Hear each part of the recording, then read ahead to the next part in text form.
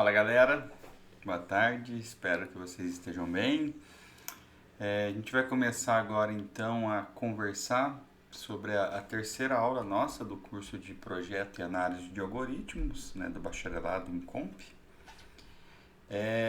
Na verdade, essa aula ela é uma continuação natural da aula anterior, em que nós fizemos a introdução sobre o projeto e análise de algoritmo, e agora então a gente vai começar a exercitar a aplicação dessas análises de tempo de execução em alguns problemas, comparando esses problemas e vendo que eles estão melhorando. E por fim, a gente já vai começar a estudar o nosso primeiro algoritmo de ordenação, que é a ordenação por inserção. Esse é um problema típico quando a gente trabalha com análise de algoritmos visando a eficiência para calcular o T de N. Então a gente começa hoje com a introdução e depois a gente vai acrescentando alguns conceitos e vai ter um momento no meio do curso, no início do segundo módulo dele, que nós vamos trabalhar com vários algoritmos, né? Bom, então começando, eu espero que vocês tenham aí paciência, tenham calma. Ela vai ser uma aula maior do que as anteriores, porque a gente precisa ir com calma nesse começo, como eu tinha comentado, né? Então, quanto ao sumário, a gente vai fazer uma breve revisão aí de alguns conteúdos que a gente discutiu. Aí a gente vai efetivamente definir várias questões quanto a esse cálculo do tempo de execução, ressaltando aí os limites inferiores e superiores de tempo, como calcular os custos das instruções, discutir sobre a otimalidade de um algoritmo, ou seja, ele é ótimo, qual é o seu tempo ótimo para execução, e a gente vai efetivamente começar a calcular o tempo de execução, né, nas perspectivas que a gente já discutiu na semana passada, que é no melhor caso, no pior caso e no caso médio. E aí a gente vai fazer uma análise para um exemplo específico e por último a gente vai estudar então aí o insertion sort, né, o algoritmo de inserção direta, também conhecido na literatura. Bom, então recapitulando, falando aqui um pouco mais rápido, né, do que a gente discutiu na aula passada, o Ian Pambell ele define essa questão da análise de algoritmo, que ela é geralmente dada aí pelo Big O, né, pelo tempo maior, né, pelo pior caso do tempo de execução de um algoritmo, mas é claro que o Big Theta ele é algo que seria melhor, que é o caso médio, a gente já conversou um pouquinho sobre isso. Esse termo Big O, Big Theta, a gente vai ainda definir quando a gente trabalhar com as notações assintóticas. E isso daqui ele pode ser feito, né, quando, para a gente definir esse pior caso, com as partes do algoritmo, então combinar elas somando com as regras de produtos para calcular aí o pior caso. Uma outra técnica útil, que a gente vai entender sobre ela hoje muito claramente, seria a gente pegar cada uma das operações elementares de um algoritmo, somá-las, multiplicar e fazer as comparações, né? E a gente vai observar o tempo de execução do algoritmo de acordo com o número de operações elementares que a gente tem. Então a gente pode analisar aí o número exato de operações como função no pior caso. Então é isso que a gente vai conversar. Qual que é a importância disso, né? Então os algoritmos eles estão nas nossas vidas aí, eles permeiam toda a ciência da computação em diferentes áreas. A gente viu na semana passada vários problemas que é do nosso dia a dia. E fazer projetos de algoritmos, ele está diretamente relacionado com essa estimativa, né? Com relação ao comportamento que os nossos algoritmos vão ter, visando sempre aí a questão da eficiência, se eles são algoritmos que a gente consegue entender a sua curva de crescimento tendendo ao infinito, ao limite, né? Com o limite tendendo ao infinito, quando a entrada começa a ficar muito grande. Então, a nossa preocupação é sempre com base na entrada daquele algoritmo. A questão do projeto, então, é que antes da gente projetar um determinado algoritmo, nós precisamos analisar o problema em questão que a gente vai estar trabalhando. A gente vai ter que ver as suas características, ter que analisar a sua complexidade, ver o contexto, o que influencia, e aí a gente consegue determinar, né, quais são as exigências aí para um bom tempo de execução para aquele problema. Depois dessa análise, a gente toma algumas decisões, né, que se concentram em qual tipo de algoritmo que vai ser utilizado, quais são as melhores estruturas de dados, né, para a gente armazenar, manipular aquelas informações e qualquer outro tipo de detalhe de implementação. Ressaltando que a estrutura de dados ela vai ser uma continuação natural dessa disciplina dos 2 próximos semestres. Em relação à implementação, então a implementação já seria trazer ali a aplicação da tecnologia para fazer algo funcionar, né? Então, uma vez que a gente tomou todas as decisões anteriores, a gente pode implementar aquele algoritmo, né? E qual que é o custo de se utilizar uma determinada implementação específica? Então, a gente tem que levar em consideração, é claro, a memória, que é necessária para armazenar as estruturas de dados, os trechos de código, quantas vezes cada uma vai ser executado, o que a gente tem que levar em consideração, né? Então, o importante é o quê? É a gente fazer uma análise pensando no comportamento assintótico do nosso algoritmo, né, da nossa implementação, de acordo com o tamanho da entrada. Não importa o modelo computacional que a gente está. Se lembrem da semana passada que a gente fez até uma comparação e aí a gente determinou e teve a criação lá do modelo de von Neumann, né, que traz algumas características que são as características que a gente tem que usar. Não tem paralelismo, nós vamos considerar operações básicas, as operações têm tempo, têm custo igual, né? Mesmo que seja diferente na prática, mas para nós, na nossa simplificação de análise, tem tempo igual. Então, a questão de hardware, ela não é relevante para a gente. É relevante o comportamento assintótico, ou seja, o tempo de crescimento. Quanto maior a entrada, como que vai se comportar aquele algoritmo? Gente, é essa frase que vocês têm que tirar desse curso. Nosso principal objetivo é isso, né? E aí, se aplicarmos as mesmas métricas a diferentes algoritmos para um mesmo problema, aí nós podemos comparar. Se os algoritmos são, por exemplo, para ordenação, a gente consegue aplicar as mesmas métricas e ver qual é o melhor algoritmo para se ordenar, por exemplo, né? Então, a análise, ela é teórica. Ela é uma análise que a gente faz considerando algumas questões. A parte prática tem outros fatores que, obviamente, podem influenciar, que é exatamente isso que a gente está conversando. Influenciar o desenvolvimento dessa implementação. Seja melhorando os compiladores, seja utilizando sistemas operacionais que têm um melhor desempenho, têm um fluxo melhor ali, seja por questões de características de hardware. Só que, como simplificação, nessa análise teórica a gente não leva isso nada em consideração, né? Então a gente vai... A comparação dos algoritmos, nós recomendamos aí comparar algoritmos com complexidade dentro da mesma ordem de grandeza.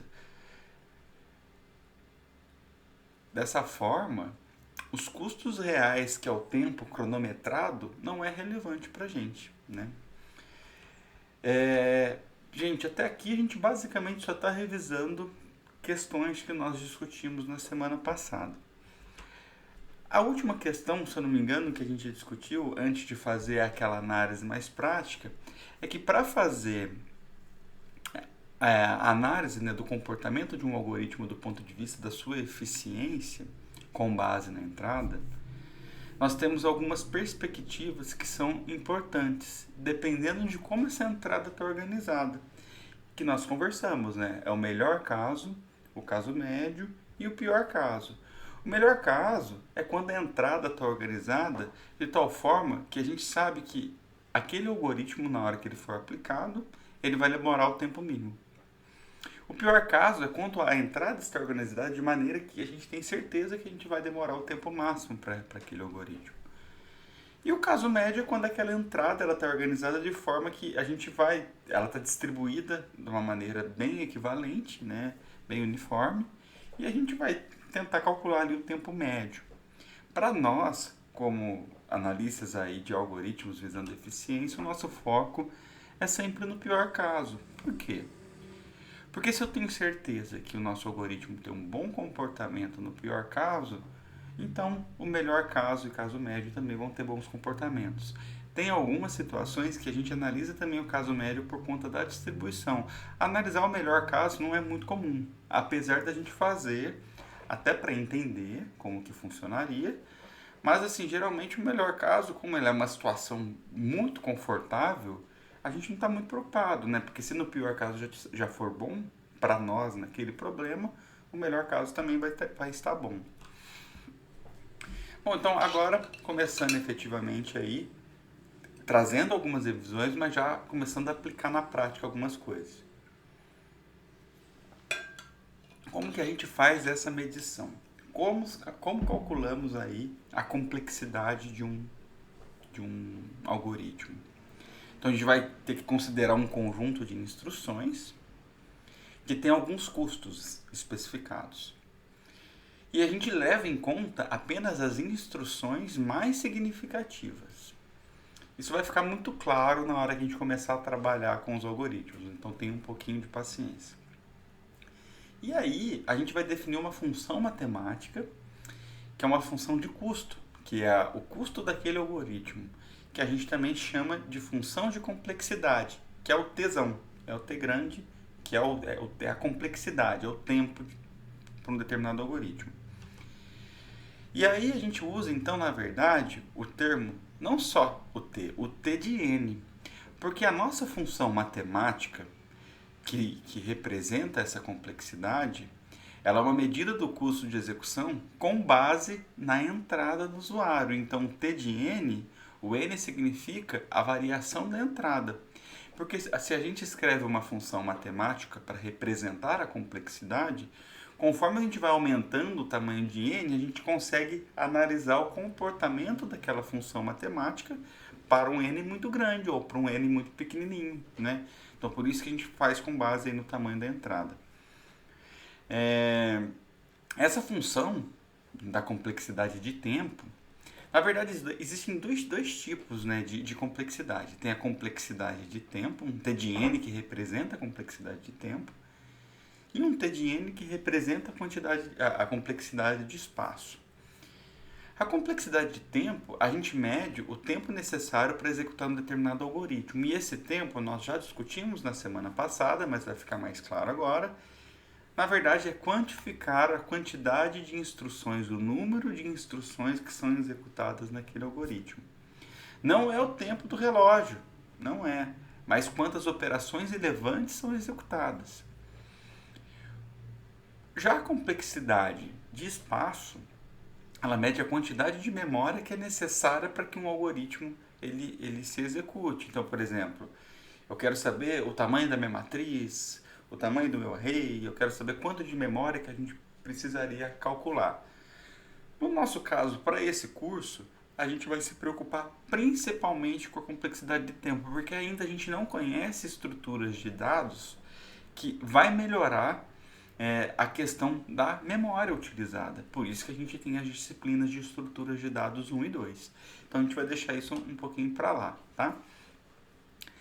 E para calcular esse tempo de execução, toda a questão conceitual para a gente entender e depois aplicar. Então, como eu comentei, né, a gente precisa ter um pouquinho de calma. Então, como calcular, né, esse tempo de execução? Existe então um conceito do limite inferior.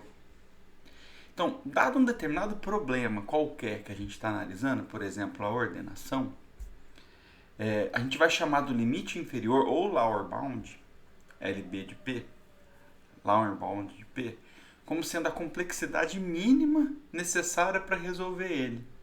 Aí eu preciso de pelo menos isso. É o limite inferior.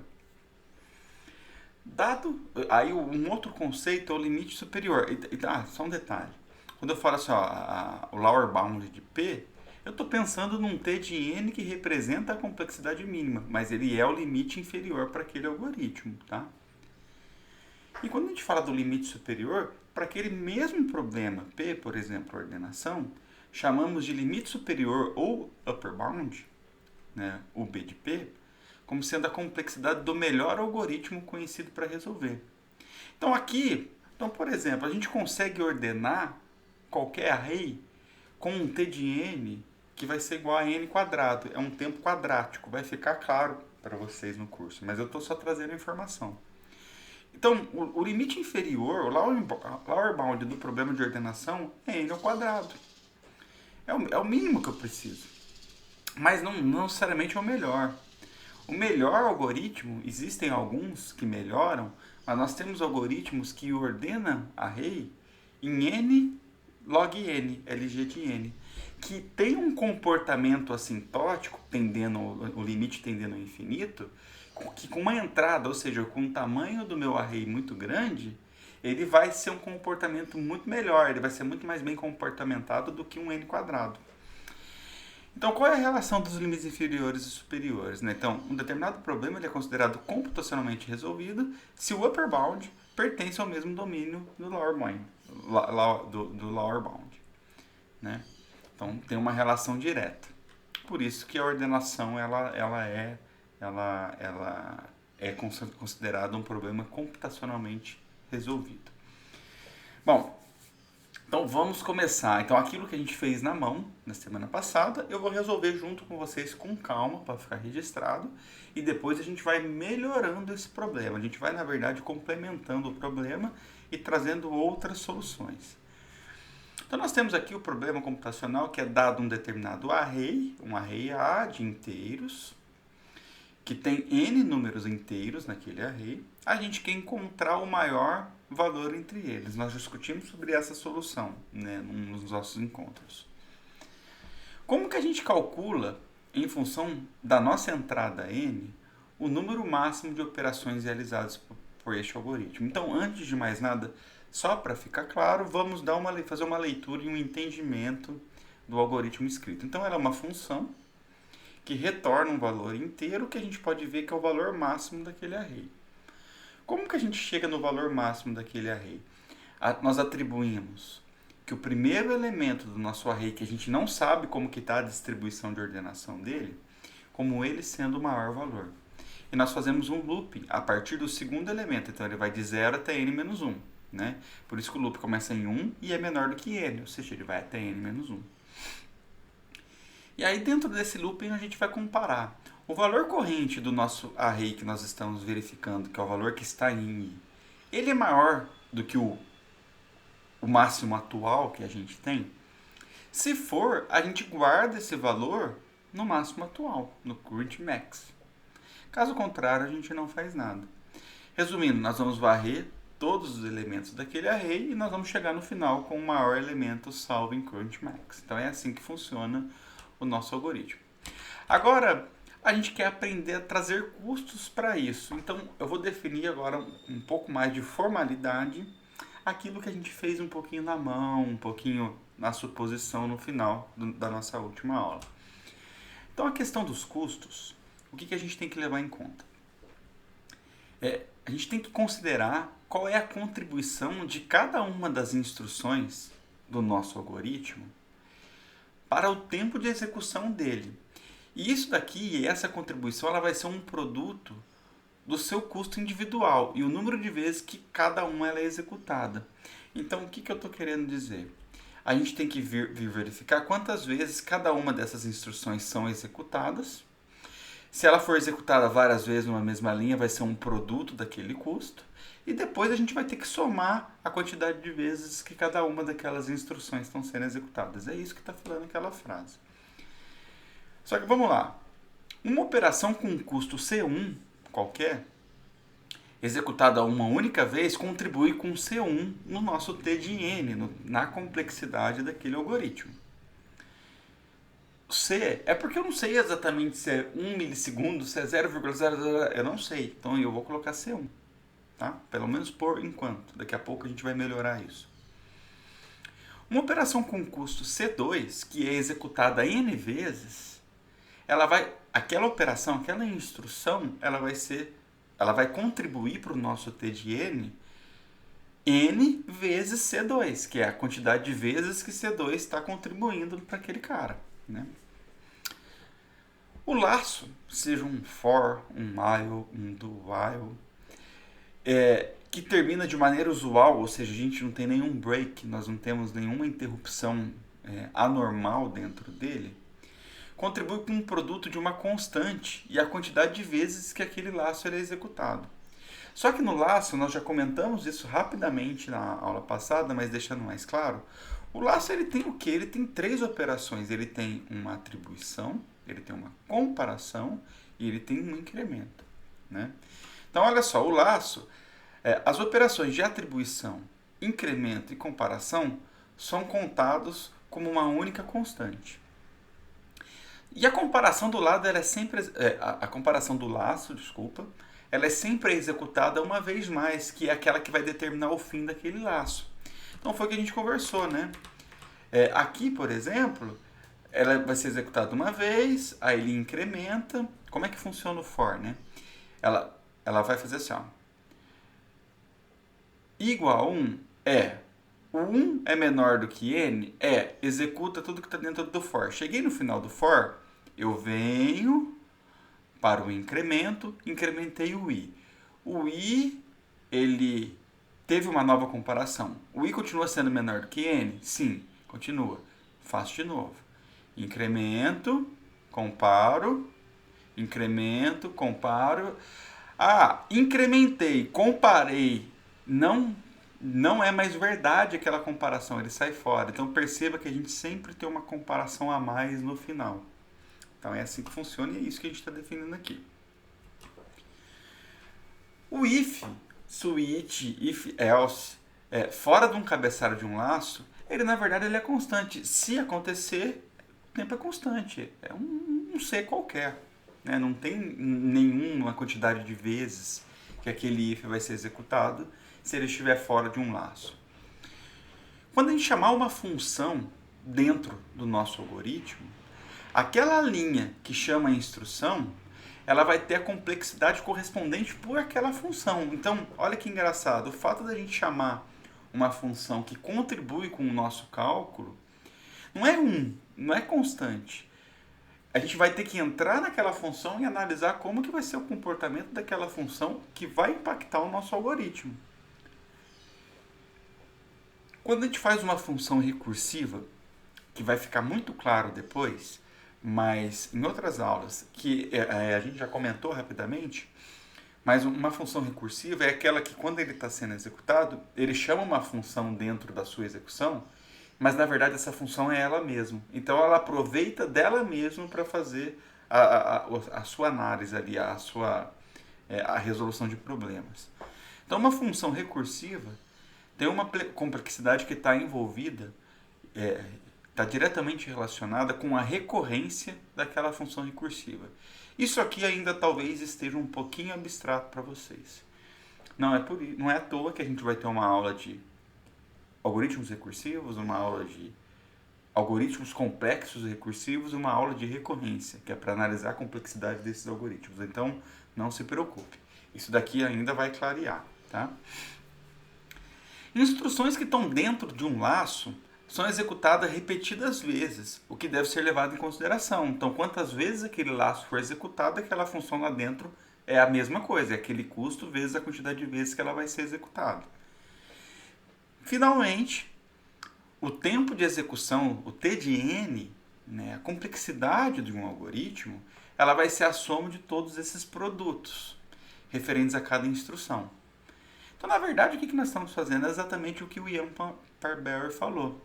Analisa cada uma das instruções elementares, contabiliza os seus custos, considerando quantas vezes cada uma das funções estão sendo executadas, soma tudo no final, a gente tem o T de N, que é a complexidade do nosso algoritmo. Muito bem, então agora vamos aplicar na prática e reforçar qual é o T de N para o nosso ArrayMax. Então vamos lá. Essa primeira linha aqui, ela é executada quantas vezes? Bom, ela não está dentro de nada, ela tem um custo constante, que é 1. Ela é executada uma única vez, atribuição uma vez só. Aqui nós temos um for. O for ele executa uma vez a atribuição e ele vai executar 2 vezes n-1, tanto a comparação quanto o incremento. Porque perceba que o nosso for, ele inicia em 1. Então, esse cara ele vai ser executado n-1 vezes. E esse cara também vai ser executado n-1 vezes.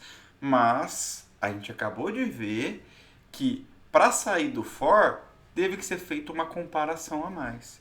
Então, na verdade, essa linha ela é executada uma vez para essa atribuição inicial.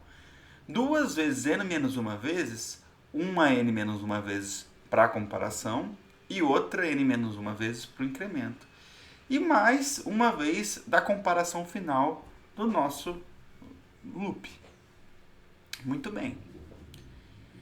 E essa linha aqui, a linha 5, quantas vezes ela é executada? Ela é um if tem custo constante, a gente acabou de ver, ela seria uma vez. Mas é uma vez fora de um for, ela está dentro de um laço. Quantas vezes então que esse laço é executado? N menos uma vez, então essa linha era executada N menos uma vez. E essa linha aqui embaixo? Não sei.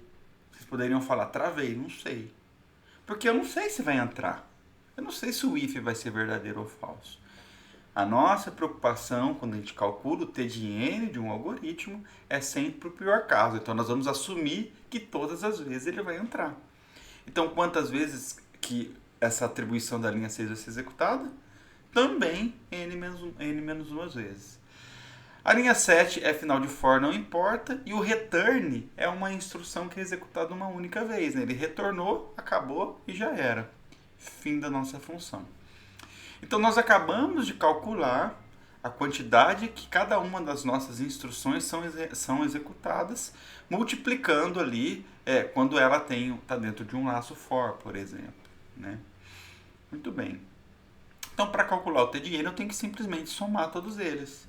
Então, meu t de n vai ser 1, 2, 3, 4, mais n menos 1 tem duas vezes, 3 tem 4 vezes. Então, vai ser 4 mais 4, n menos 1 vezes. Então, a nossa análise assintótica, no pior caso, tem esse comportamento. Se a gente multiplicar 4n, a gente poderia fazer 4 mais 4n menos 4. A gente cancela o mais 4 com menos 4 e a gente percebe que o t de n final para esse cara, para esse algoritmo, é 4n. Então ele é linear.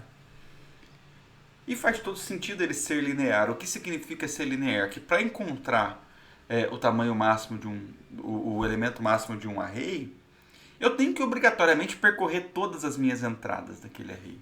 Senão, como é que eu vou garantir que o último elemento daquele array não é o maior? Eu tenho que comparar ele com todo mundo.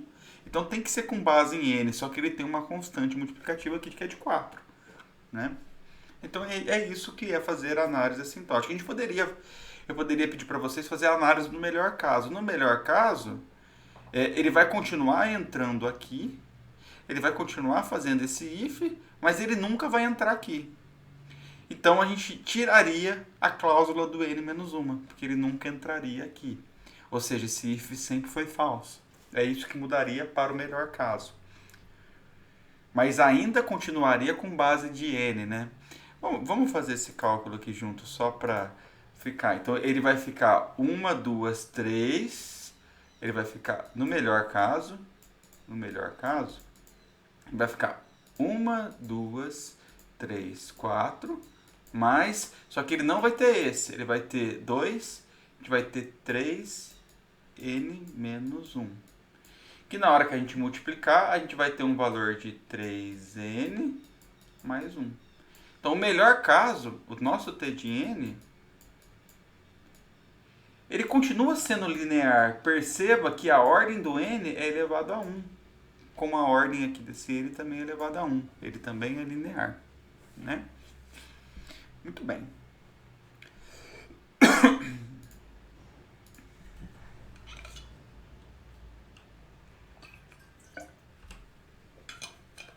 Algumas considerações sobre o nosso algoritmo ArrayMax. Então ele vai executar 4n operações primitivas, excluindo aí os termos de mais baixa ordem, né? Seja A e B os tempos de execução das instruções mais rápidas e mais lentas, considerando a arquitetura, ou seja, estou considerando agora o computador, a memória RAM, o processador, tudo. Então, dependendo das características de máquina, para o melhor e para o pior caso, a gente está falando que o A e o B são as instruções mais rápidas e mais baixas. Então, a gente pode falar que o t de n, que o tempo real, né, para esse algoritmo, no pior caso, O T de N ele sempre vai ser maior ou igual com que... Ele sempre vai ser maior ou igual que A vezes 4N, porque A é a mais rápida, e sempre vai ser menor ou igual do que B vezes 4N. Né? Então ele vai ter esse limitante aí. Então a linearidade, o fato de ser linear para o T de N é uma propriedade intrínseca do problema de encontrar o maior valor. Independente do nosso ambiente de hardware, talvez as constantes A e B mudariam, mas nunca mudaria com base na entrada. Por isso que a gente tem a liberdade poética de desconsiderar a questão da arquitetura. Entenderam a ideia? Porque o que mudaria a arquitetura? A constante multiplicativa, mas a quantidade de vezes que as instruções seriam executadas permaneceriam lineares. Então, diga-se de passagem que não vai existir nenhum algoritmo melhor que linear para resolver o maior valor. A gente pode, talvez, melhorar essa constante, mas nada vai ser melhor do que o linear. Então, a gente tem como propriedade que cada algoritmo possui uma taxa de crescimento que lhe é intrínseca. E esse é o nosso objetivo quando fazemos aí a análise da eficiência dos nossos algoritmos. Então aí vem o conceito, né, a questão da nossa, eu travo a língua toda vez. Otimalidade de um algoritmo. Quer ver se ele é ótimo ou não, né? Então nós temos aqui o teorema do limite inferior para encontrar o maior elemento. Vamos analisar para o nosso problema. Qualquer algoritmo para encontrar o maior elemento de um conjunto com n elementos, que é maior do que 1, tem que fazer obrigatoriamente pelo menos n-1 comparações. E a prova disso é o quê? Ela é uma prova trivial. Cada um dos n-1 elementos tem que ser mostrado, por meio de comparações, ser menor do que algum outro elemento. Logo, n-1 comparações são necessárias. A gente tem que obrigatoriamente comparar todos os elementos. Então, pensando aí na otimalidade, se o limite inferior para encontrar o melhor elemento é igual ao limite superior, o problema ele é computacionalmente resolvido e o algoritmo ele é ótimo. Então, no nosso caso, a gente tem um algoritmo ótimo. Excelente. Agora vamos começar a exercitar e ver de que forma que a gente começa a melhorar a questão aí da nossa análise. Vamos aplicar num outro exemplo que a gente não viu na semana passada. Agora a gente tem um problema que a gente vai aumentar um pouquinho só a complexidade. Que a gente quer encontrar tanto o maior quanto o menor elemento de um array de inteiros A, que tem tamanho n e o n é maior ou igual a 1. Então, a gente vai fazer uma varrida e a gente quer garantir que no final a gente vai retornar, a função vai retornar lá o maior e o menor elemento. É assim que vai funcionar. Beleza? Dá pausa no vídeo, tenta criar um algoritmo. Nosso primeiro algoritmo, vou mostrar para vocês aqui, eu estou chamando aqui de max-min1, que é o máximo e o mínimo, o primeiro. Ele é inteiro, né? Ele vai retornar aí o maior e menor elemento, com o maior e menor elemento sendo aqui os valores que eu estou passando como parâmetro.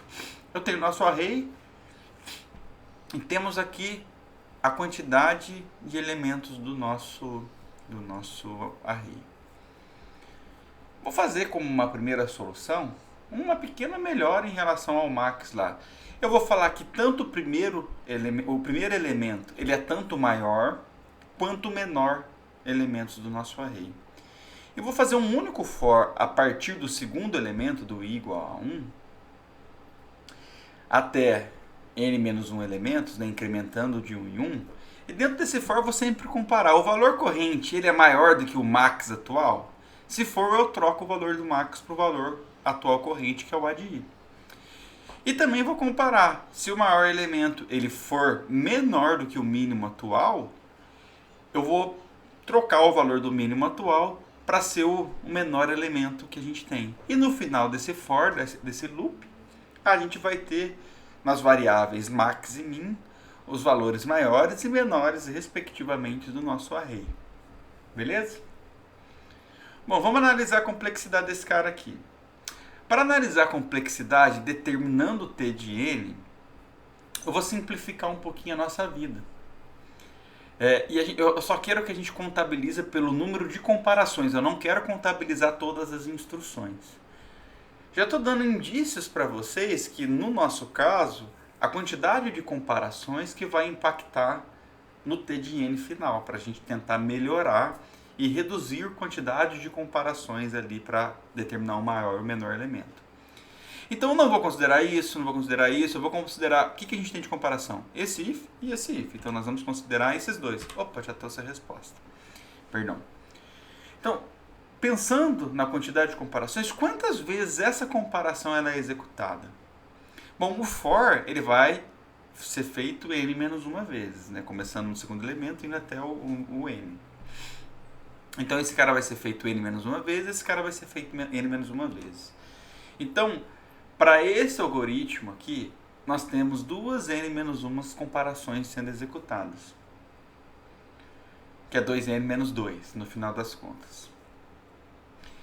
Isso aqui, ele é igual para o melhor, para o pior e para o caso médio. Por quê? Porque sempre ele vai fazer o for e esse if e esse outro if das linhas 6 e 8 sempre vão ser executados. Então, t de n igual a 2 vezes n menos 1 vale para as três perspectivas que a gente acabou de conversar. A gente pode melhorar. Vocês conseguem melhorar esse cara?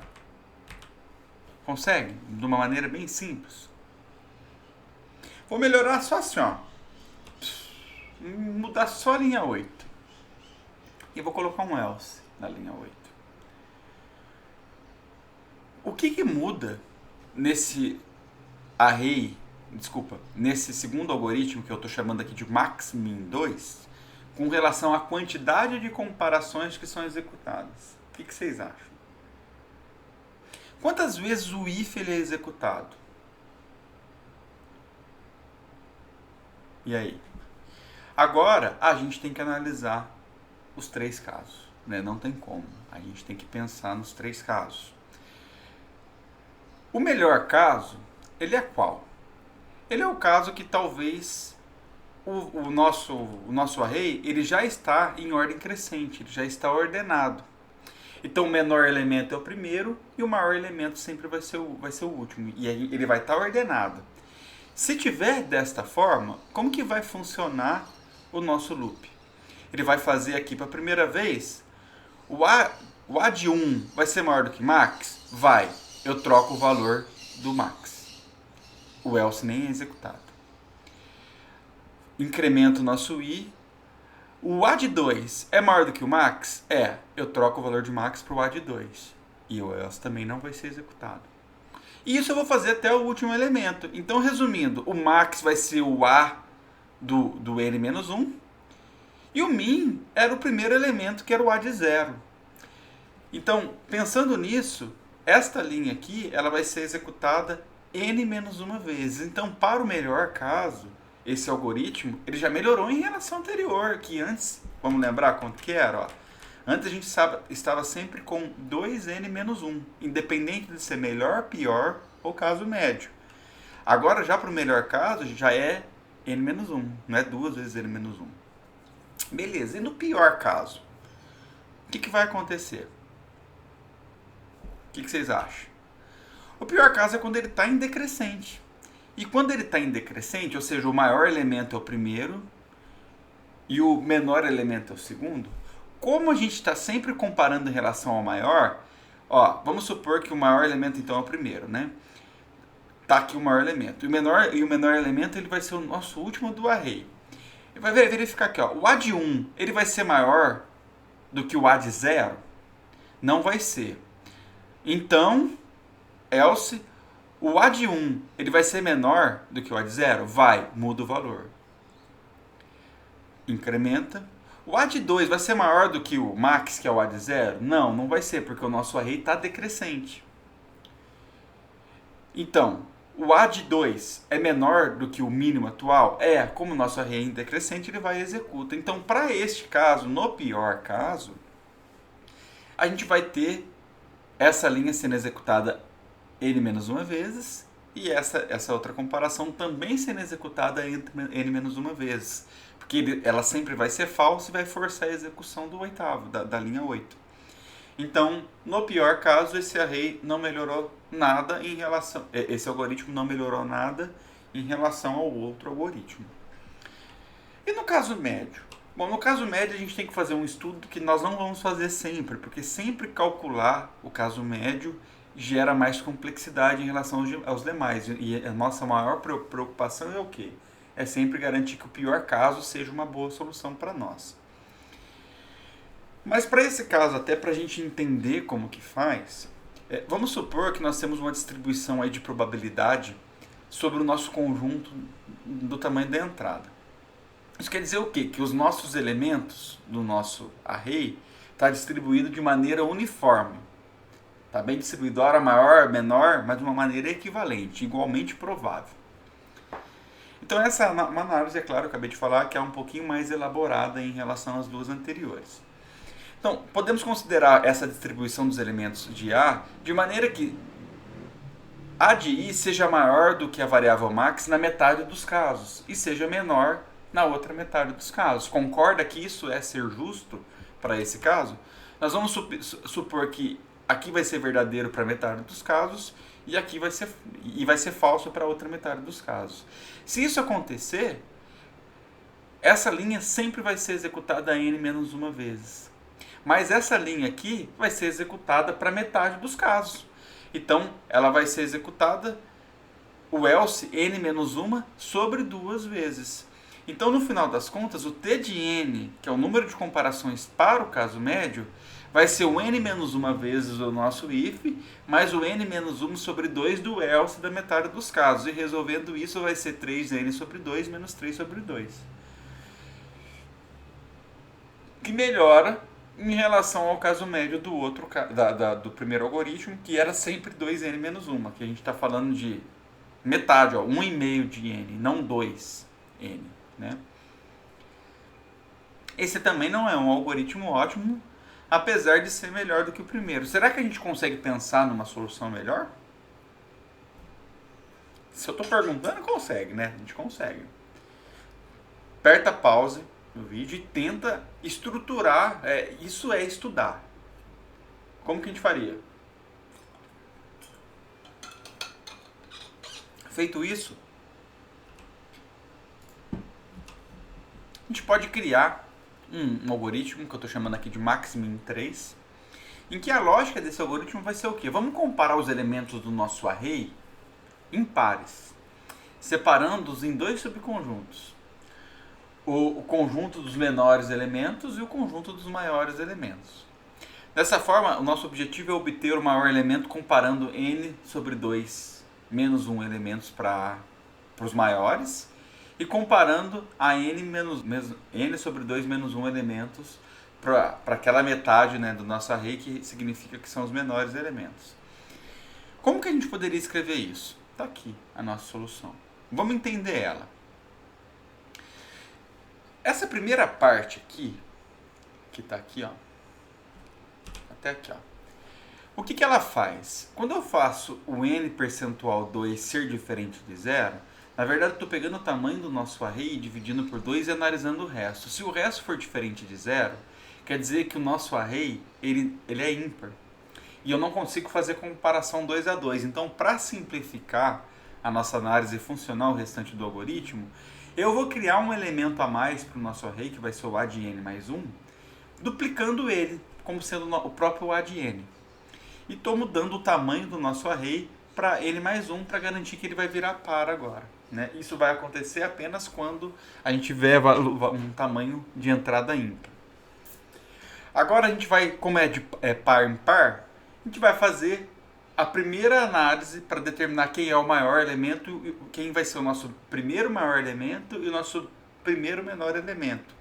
Então nós vamos assumir, nessa segunda parte, nesse segundo bloco, que o maior elemento vai ser o valor que está no A de 0 e o nosso menor elemento é o valor que está em A de 1. Assumir, mas a gente quer ter certeza, então a gente vai comparar obrigatoriamente agora para verificar o A de 0 é menor do que o A de 1? Se for, eu troco. Caso contrário, já está atribuído. Aí, aqui está fazendo a troca. Então, a gente tem uma comparação aqui que é importante. Beleza, agora a gente pode fazer um for, esse for aqui, ó, que começa no 2, porque então a gente já usou o elemento 0 ou 1, a gente vai começar no 2. Ele ainda tem que ir até o n-1, ele tem que ir até o último elemento, só que o nosso incremento agora vai ser de 2 em 2, porque a gente sempre vai comparar de 2 em 2. De que forma? Assim, ó. Vamos comparar o A de I com o A de I mais 1. A gente está comparando de 2 em 2. Ou seja, na primeira vez eu estou comparando o A de 2 com o A de 3. Só para simplificar a explicação. Se o valor do A de 2 for maior do que o A de 3, então eu vou comparar o A de 2 com o maior elemento. Se o A de 2 for maior do que o maior elemento que a gente já tem atribuído, eu troco o valor do maior elemento aqui. Caso contrário, eu não faço isso. Por outro lado, nessa comparação, o A de 3, que é o A de I mais 1, ele foi menor do que o A de I. Então eu vou comparar ele com o menor elemento que eu tenho até então. E se ele for menor do que o valor menor que eu tenho, eu troco ele. Caso contrário, eu não faço nada. Beleza? Não é complexo. Talvez é difícil a gente chegar nessa solução, né, estudando e tal, mas agora entendendo é mais tranquilo, né? Agora, se o A de I, que a gente está estudando aqui, que é o A de 2, ele for menor do que o A de 3, ele vai vir para esse else. Aí a gente faz invertido. Eu vou ter que comparar agora o A de I, não mais com o maior elemento, mas com o menor elemento e garantir que ele verificando se ele vai ser menor ou não que o valor menor que eu tenho até então. Se ele for menor, eu faço a troca. Caso contrário, eu não faço nada. E se o A de I mais 1, que agora é maior do que o A de I, eu vou comparar com o maior valor que eu tenho até então, que é o nosso A de 3, né, no exemplo. Então, se ele for maior do que o max, eu faço a troca. Caso contrário, não. Vou fazer esse for e vai funcionar e vai dar lindo e sucesso. Já era. Muito bem. Funciona, né? A princípio funciona. Agora a gente tem que calcular o T de N. Quantas comparações que a gente faz? Quais são as comparações que nos importam? Nós temos essa comparação importante. Nós temos essa comparação, essa. Tem 1, 2, 3, 4, 5. Tem 6 comparações. Mas vamos ver quantas vezes cada comparação é executada? Então vamos lá, me ajudem. Opa, já trago a resposta. Não quero. Essa aqui é feita uma única vez, concorda? Uma única vez. Beleza. Essa aqui é feita quantas vezes? N-1 sobre 2 vezes. Certo? Ou errado? Por quê? Porque a gente tem um n-1, que é o tamanho do nosso array, só que como ele está incrementando de 2 em 2, a gente vai fazer n-1 sobre 2 vezes. Beleza. E essa aqui, e essa aqui, e essa aqui, e essa aqui vão ser feitas quantas vezes? Se isso aqui for verdade, essas duas vão ser executadas e essas duas não vão ser executadas, certo? Se isso aqui for mentira, essas duas não vão ser executadas e essas duas vão ser executadas. Então, nós vamos ter n-1 sobre 2 vezes, mais 2 vezes n-1 sobre 2 vezes. Então, a gente vai ter, na verdade, a complexidade aqui para o nosso caso vai ser o t de n igual a 1 mais n-2 sobre 2 vezes, que na verdade é para esse if. O n-2 sobre 2 vezes, que pode ser para esse if ou para esse if, porque se esse aqui for executado, esse não vai ser. E n-2 sobre 2 vezes, que pode ser desse if ou para esse if. Eu falei um número errado aqui, já vou corrigir em tempo real. Eu falei que na hora que eu estava explicando era n-1 sobre 2. Mas na verdade é n-2 sobre 2. Por que n-2 sobre 2? Porque a gente já começa no 2. Nós já fizemos para o primeiro e para o segundo elemento. Por isso que a gente tem que decrementar aqui de 2. Tá?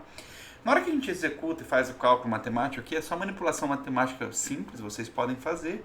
A gente vai ter um t de n que vai ser igual a 3n sobre 2 menos 2. Bom, vamos analisar o melhor, o pior e o caso médio? Tem diferença? Porque isso aqui sempre vai ser executado, isso aqui sempre vai ser executado. Isso aqui, se for executado, esse não vai ser. Esse, se não for, esse aqui vai ser. Então, na verdade, é tudo igual. Nosso T de N sempre vai ser igual, independente do caso, da perspectiva que a gente tem para o nosso algoritmo Max-Min 3. Então, fazendo uma comparação entre as três versões dos algoritmos, a gente tem aqui o melhor caso. Para o 1 é 2n menos 1, para o 2 é n menos 1, para o 3 é 3n sobre 2 menos 1. A gente pode ver então que para o melhor caso, o 2 é melhor. Né? Por quê? Porque aqui é como se eu tivesse duas vezes n, aqui é como se eu tivesse só n, aqui é como se eu tivesse 1,5 de n. Mas se eu comparar o 3 com 1, o 3 é melhor do que o 1. Beleza. No caso médio, o 1 é o pior de todos. E aqui a gente tem um empate técnico, né? Porque a gente desconsidera o que não tem a base da entrada. Então, comparando, a gente tem 1,5 de n para os dois casos. Então, é a mesma coisa, é um empate técnico. Porra, tendendo a infinito para um n grandão, qual que vai ser a diferença de menos 2 para menos 1,5? Nenhuma, zero de diferença, né?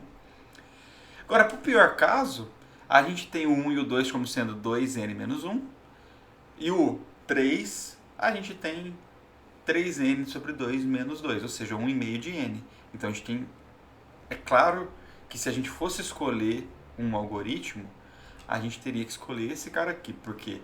No pior caso, ele está melhor do que os outros dois. No caso médio, ele tem um empate técnico com o mínimo, com o 2 aqui, né?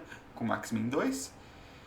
Ah, mas no melhor caso, ele não tem o melhor comportamento. Eu não estou preocupado com o melhor caso. Dificilmente as nossas entradas vão estar organizadas da maneira que a gente gostaria.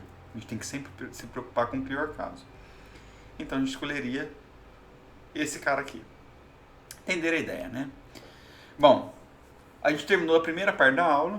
Essa, como eu comentei, vai ser uma aula um pouquinho maior. Se eu fosse vocês, eu daria um pause agora. Tomaria uma água e tal. Eu voltaria pra gente começar aqui a segunda parte. Eu já vou tocar. Eu acredito que mais meia horinha a gente termina. Então agora a gente já vai estudar um problema mais real. Um problema que está no nosso dia a dia, que é a ordenação de elementos de um array. Por enquanto, nós vamos conversar apenas de ordenação de números inteiros, para facilitar a nossa vida.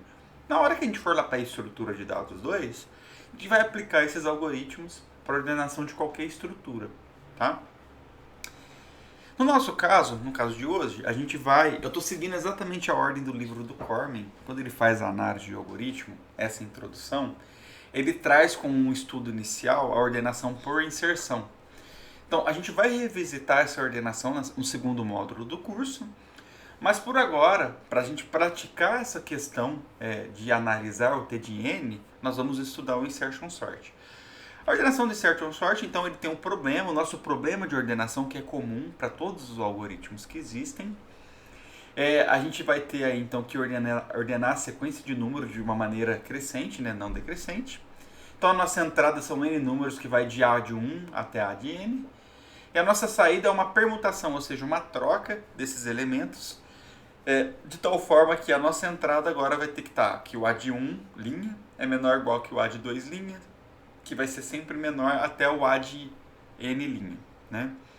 Então, começando a estudar aí a ordenação por inserção. A ordenação por inserção a galera que manja do baralho aí é o seguinte, ó, vou jogar buraco. Eu estou recebendo as cartas, peguei a primeira carta. Aí depois peguei a segunda carta. Se ela for maior que essa daqui, vamos pensar que é tudo do mesmo naipe. Eu vou colocar ela depois, eu vou colocar ela à direita. Peguei a terceira carta. Se ela for maior, continua à direita. Se ela for menor do que todas, eu vou comparando ela até chegar no lugar dela. Vamos supor que é a primeira carta aqui, então eu vou colocar ela aqui. Se ela for igual ao caso aqui, ó, o 7, eu vou comparar, ó, puxei o 7, vindo da direita para a esquerda, eu vou... o 7 é menor do que o 10, eu vou inserir o 7 então aqui nesse espaço em branco. É assim que funciona numa ilustração na nossa vida aí, da ordenação por inserção. Então, na prática, vamos supor que eu quero ordenar essas cartas que a gente está ilustrando aqui. Como que a gente faria? Se a primeira carta que eu recebi foi a 5 eu vou considerar como ela já tivesse ordenada, né, no nosso array. A segunda carta que eu recebi é o 2. Então, Se a segunda carta que eu recebi é o 2, eu tenho que trocar o 2 com 5 de lugar. Então, eu vou guardar o 2 no lugar, vou colocar o 5 no lugar do 2 e o 2 no lugar do 5. Se a terceira carta que eu recebi é o 4, eu vou deslocar o 5 para a direita e vou inserir o 4 no espaço vazio do 5. Se a quarta carta que eu recebi aqui é o 6, ela já está no lugar correto comparando a essa parte que já está ordenada. Eu não vou fazer nada, vou simplesmente manter o 6 no lugar dele. Se a quinta carta que eu recebi é o 1, eu vou comparar. Olha, o 1, ela é menor do que o 6? Desloca o 6 para a posição do 1. Deixa esse espaço vazio. O 5, o 1 é menor do que o 5? Desloca o 5 para o espaço vazio, deixa agora um novo espaço vazio. O 1 é menor do que o 4? Vou deslocar o 4 para aquele espaço vazio que eu tinha e deixar um novo espaço vazio. O 1 é menor do que o 2? Vou deslocar o 1 para aquele espaço vazio que eu tinha e vou deixar esse espaço vazio. Cheguei no início do array? Cheguei. Então vou inserir naquele espaço em branco. Então agora a gente vai ficar dessa forma.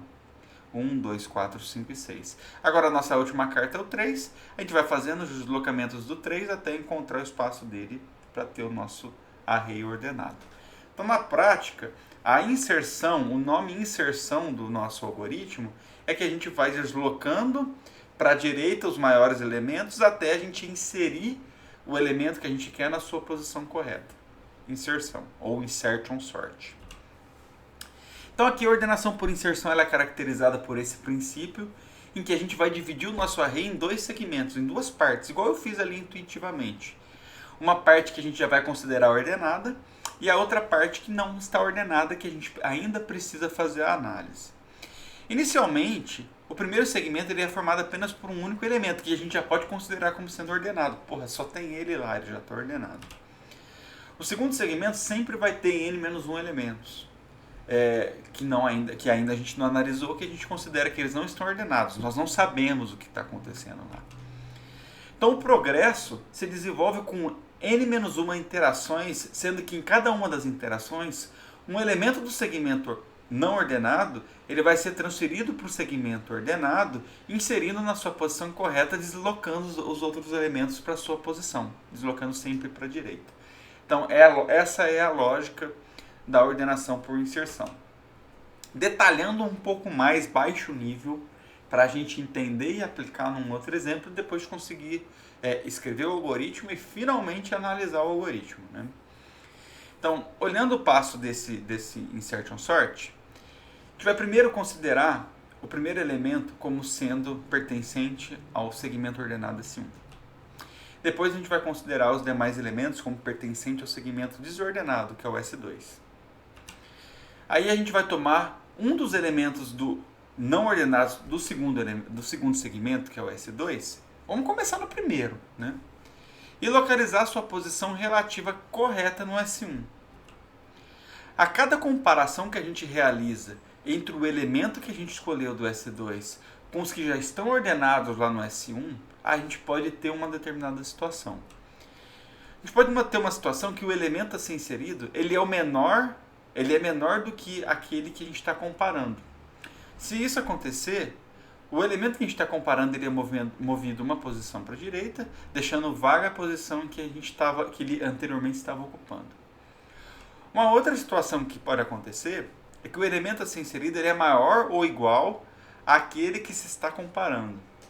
Então, nesse caso, a gente faz a inserção porque a gente já encontrou a posição do nosso elemento que a gente quer inserir. Então, a gente vai inserir na posição vaga, que é a sua posição correspondente relativa ao nosso segmento S1. E tem uma outra situação que o elemento a ser inserido ele é maior do que todos os elementos de S1. Então a gente não tem que fazer nada, a gente simplesmente deixa onde ele está, deixando ele na posição que ele estava antes, só que a gente reduz o tamanho do segmento S2 e aumenta o segmento S1, que é a última coisa que a gente tem que fazer, né? Após cada inserção, a fronteira entre os dois segmentos ela vai ser deslocada uma posição para a direita, indicando com isso que o segmento ordenado ganhou um elemento e o não ordenado perdeu um elemento. Finalmente, esse progresso a gente vai fazer, a gente vai seguir com essa lógica, até que todos os elementos de S2 tenham sido transferidos para S1. Parece confuso, mas na hora que a gente faz é bem tranquilo. Inclusive o algoritmo para a implementação para esse método, ela é bem tranquila. Mas eu acredito que vocês tenham pegado a ideia, né? Se não pegou, lê com calma, tenta entender os exemplos, né? Mas para isso vamos fazer mais um exemplo aqui ilustrativo. Vamos supor que a gente tem aqui um array, que é um array com 6 elementos, né? Em que os elementos de cada posição estão nessa ordem, que é o 60, 30, 40, 50, 90, 80. Vamos aplicar os passos que a gente estava discutindo no slide anterior. Então a gente vai criar os dois segmentos, o S1 é o ordenado, o S2 é o não ordenado. Muito bem. Esse aqui a gente já considera, num primeiro momento, que já está ok, né? E a gente vai começar então a primeira iteração com o primeiro elemento que eu tenho no nosso segmento não ordenado, que é o 30, né? E a gente vai comparar o 30 com 60. A gente vai ver que o 30 é menor do que o 60, a gente vai deslocar o 60 para a posição de 1 e vai inserir o 30 na posição 0. E vamos aumentar o tamanho do segmento S1. Agora a gente vai comparar o 40. O 40, a gente vai guardar ele numa variável, né? E aí a gente vai comparar o 40 menor do que 60, escreva o 60 na posição do 2 e deixa esse espaço em branco. O 40, ele é maior do que o 30? Não, então eu insiro ele nessa posição em branco e desloco o nosso segmento para a direita. Então vai ficar dessa forma. Agora a gente tem mais um elemento, o 50. Vou guardar o valor 50 numa variável auxiliar. Vou comparar, o 50 é maior do que o 60? Não. Então eu vou colocar o 60 na posição 3 e deixar a posição 2 em branco. O 50 é maior do que o 40? Então eu insiro ele na minha posição em branco e desloco o nosso segmento. Temos mais uma interação. Agora com 90. O 90 é maior do que o 60? Não faço nada, simplesmente desloco. E por último, o 80. Guardando ele numa variável auxiliar, comparo com o 90, a gente vê que ele é menor do que o 90, deslocamos o 90 para a posição 5, deixando a posição 4 em branco. Comparamos o 80 com o 60, verificamos que ele é maior do que o 60, então a gente tem que inserir ele no espaço em branco, a gente acabou de obter o nosso array ordenado. Aqui tem um outro exemplo que eu não vou fazer com vocês, que é a mesma lógica, ele só é um pouquinho maior, agora a gente está falando de 8 elementos. Eu gostaria que vocês, então, nesse momento, dessem uma pausa no vídeo e tentassem fazer esse processo na mão, para entender a aplicação dessa lógica para esse segmento aqui, para esse array que a gente tem. E aí depois vocês comparam para ver se a cada interação o comportamento foi parecido com esse, tendo aqui no final, então, o nosso querido array com 8 elementos ordenados. Muito bem. Agora então a gente pode escrever o pseudocódigo. Olha que interessante. O exercício da aula passada que eu deixei avulso para vocês, já era para vocês começarem a praticar um pouquinho sobre a ordenação por inserção. Então aquele pseudocódigo, ele é do nosso insertion sort. Como que funciona essa lógica, né? Então, a partir do segundo elemento com j igual a 2 e variando até n, então perceba aqui que nesse pseudocódigo que eu tirei do Cormen, o nosso array vai de 1 até n, tá? Então é só para a gente não confundir. A gente não está fazendo a implementação que a primeira posição do array é o 0. Aqui no nosso caso, a primeira posição do array é o 1, tá? Só para a gente entender, a liberdade poética do Cormen falar que ele não está se preocupado com a implementação, é com o pseudocódigo. Bom, dito isso, a gente vai guardar então na chave o elemento da posição 2 de j. Aí a gente vai fazer um i igual a j menos 1, ou seja, no primeiro caso o i vai ser igual a 2 menos 1, que é 1, né? Enquanto o 1 for maior ou igual a 1, eu vou comparar o elemento que está na posição 1 com essa chave. Se ele for maior, o que a gente tem que fazer? A gente tem que trocar. Então eu vou guardar na posição a de i mais 1, o valor do a de i, vou decrementar o nosso i, ele vai sair do while e no final consigo inserir a nossa chave na posição de a de mais 1, que é a posição que está em branco. Então o algoritmo ele funciona exatamente aplicando todas aquelas etapas que a gente acabou de discutir. Não tem segredo, né? Vamos de novo, mais rapidamente. Nós temos um looping num alto nível, que vai do 2 até o n. A chave sempre é o primeiro elemento do S2, então é o a de j.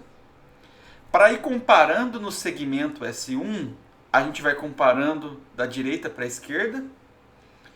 Então a gente tem que começar o I com o valor de J menos 1. A gente vai sempre decrementando o valor de I até ele ter o tamanho do valor de 1. Então ele vai sempre decrementando para a gente ir até a primeiro valor do nosso S1. E se a nossa chave for menor, né? Se o nosso valor que a gente está comparando é sempre maior do que a chave, a gente tem que sempre deslocar o valor do A de I para a direita. Então, para deslocar o valor de A de I para a direita, a gente vai guardar em A de I mais 1 o valor de A de I, que a gente poderia pensar, mas eu não vou perder o valor que estava lá? Não, porque eu já guardei na chave, que é uma variável auxiliar, para não perder o valor. E a gente simplesmente decrementa o valor de I. Ele vai fazendo isso ou até chegar no início do nosso array, ou até a gente não ter mais essa comparação verdadeira. Ou seja, a gente encontrou o lugar de inserir a nossa chave, que vai ser sempre na posição de A de I mais 1. Pronto, resolvido. Esse é o nosso pseudocódigo. Quando a gente faz a análise aqui eu vou fazer uma análise um pouco mais baixo nível, que nós não vamos fazer em todos os casos. Vão ser bem raros os casos que a gente vai fazer esse tipo de análise. Mas é importante que quando a gente analisa, a gente tem que analisar 3 situações. Não só a complexidade de tempo, que é o nosso foco. Nós vamos sempre focar aqui. Nós vamos chegar aqui, que é o propósito da análise do Insertion Sort. Mas antes disso, a gente tem que, então, analisar se o algoritmo ele é finito. Então a gente tem que analisar a finitude de um algoritmo. O algoritmo ele para. E se o algoritmo está correto, ou seja, o algoritmo faz o que promete, então a gente tem que garantir isso quando a gente propõe. Então nós temos que analisar essas duas situações sempre. E por último, quantas instruções são necessárias, no pior caso, para os elementos, com base na entrada, né, para ordenar os N elementos. Então vamos discutir um pouquinho sobre cada um desses casos aqui. A voz já está indo para o saco já. Então, sobre a finitude, se o algoritmo para. Para analisar se o algoritmo para, nós temos sempre que se preocupar com os loopings, né? Será que a gente não está criando um looping infinito? Então, no nosso algoritmo, nós temos 2 loops. Nós temos um loop na linha 1 e um loop na linha 5. O loop da linha 5, a gente pode perceber que o valor de I ele vai sempre diminuindo a cada interação, sendo que o valor de I inicialmente sempre vai ser J menos 1, que sempre vai ser maior ou igual a 1, por conta desse incremento que a gente tem. Então esse enquanto, ele sempre vai parar. Sempre vai parar. Agora o laço da linha 1, ele é evidente que para, né? Porque o nosso J sempre começa ali no 2 e vai até N, ele vai parar na hora que o valor bater em N, porque nós não temos nenhuma variação de J dentro do algoritmo que possa interferir no looping que a gente tem. Portanto, o nosso algoritmo para, ele é finito. Tá ok. Agora, quanto à análise da corretude, existe o conceito da invariante de laço, né, e as provas de corretude, que tem muito a ver com a indução matemática, que possivelmente vocês viram em matemática discreta. É quando a gente cria um caso base, a gente define um caso no passo N, e depois a gente tenta provar para o passo N mais 1. Se vocês não se lembram disso, não se desesperem, que a gente ainda vai aplicar um pouquinho de indução matemática na hora que a gente for fazer lá as nossas análises de complexidade, principalmente com recorrência, né, com algoritmos recursivos. Mas então, definindo o conceito aqui de invariante de laço, a gente tem que definir então que isso daqui ela é uma propriedade que relaciona as variáveis do algoritmo a cada execução completa de um laço. Então a gente tem que se preocupar como que está se comportando as nossas variáveis dentro daquele laço. Então a gente deve escolher essas invariantes de laço de modo que ao término de cada laço a gente tem uma propriedade útil para mostrar que o algoritmo ele está funcionando. Porra, na teoria é confuso, na prática é tão fácil. Então assim, relaxa. A prova de corretude de um algoritmo requer que sejam encontrados e provados invariantes dos laços que os compõem. Em geral, é mais difícil descobrir uma invariante apropriada do que mostrar sua validade, né? Então vai ficar claro isso. Vocês vão falar, porra, mas Breno, era isso que você estava falando? Era só isso. A gente só quer mostrar que a cada estado da nossa ordenação, a gente está conseguindo obter um array ordenado ou previamente ordenado. E que no final ele continua ordenado. É isso que são as invariantes de laço. Só que a gente tem que fazer essa análise com base nas nossas estruturas ali de repetição. Muito bem. Então, a nossa invariante de laço, então o nosso laço principal é o laço da linha 1 do for, que no começo de cada interação do laço, ele para as linhas de 1 a 8, né? No começo de cada interação, o nosso array, o que vai de 1 até j menos 1, perceba que ele começa no j, ele vai estar ordenado. Né? Essa é a nossa invariante principal. E a estratégia típica para mostrar a corretude no algoritmo, ele vai ser através das interações, né? Das invariantes dos seguintes passos. Então a gente vai, vamos lá, a gente vai mostrar que a invariante ela é válida no início da primeira interação, que vai ser sempre trivial. A gente vai supor que a invariante ela é válida no início de uma interação qualquer. E a gente vai provar que ela continua válida no início da próxima interação daquela que a gente escolheu. E depois a gente vai concluir se o algoritmo ele para e a invariante ela é válida no início da última interação. Dessa forma provando que ele continua sendo correto. Nós já provamos que ele para, então a gente só tem que provar no início da última interação.